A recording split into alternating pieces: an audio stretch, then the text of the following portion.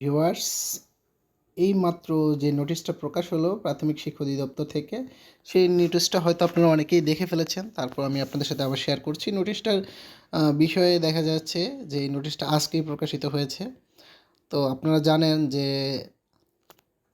গত 9 তারিখ জানুয়ারির 9 তারিখ 2026 তারিখে এই প্রাইমারি সহকারী শিক্ষক নিয়োগ পরীক্ষাটা অনুষ্ঠিত হয়েছিল। তো সেইখানে দেখেন যে গুরুত্বপূর্ণ যে লাইনটা সেটা বলি যে বিভিন্ন গোয়েন্দা সংস্থা বা প্রাথমিক শিক্ষা অধিদপ্তর, জেলা পুলিশ বা নিয়োগকৃত মনিটরিং কর্মকর্তা যারা রয়েছেন তারা একটা বিষয় বলেছে, সেটা হচ্ছে যে কোনো প্রকার অনিয়ম বা অপ্রীতিকর ঘটনার তথ্য পাওয়া যায়নি। যেটা দুই একটা হয়তো আপনারা ফেসবুকে বিভিন্ন সময় দেখেছেন, সেগুলো মোটামুটি গুজব টাইপসের এরকম। তো দেখা যায় যে অনিয়ম বা অপ্রীতিকর কোনো কিছু ঘটেনি।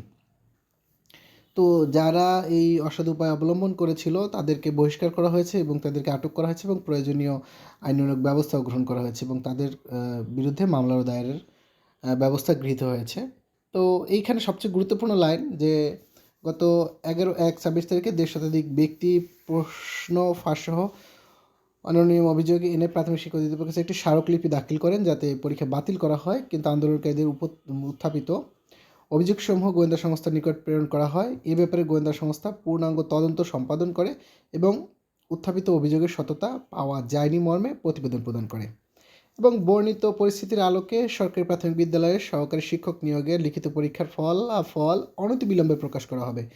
এই নোটিশটা আজকেই দেওয়া হয়েছে 21/1/2026 তারিখে।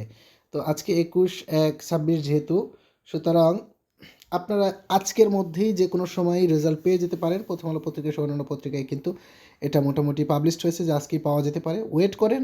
আজকে যদি কোনো মতেই আপনারা যদি না পান তাহলে অবশ্যই আগামীকালকে বৃহস্পতিবার অবশ্যই রেজাল্ট পেয়ে যাবেন।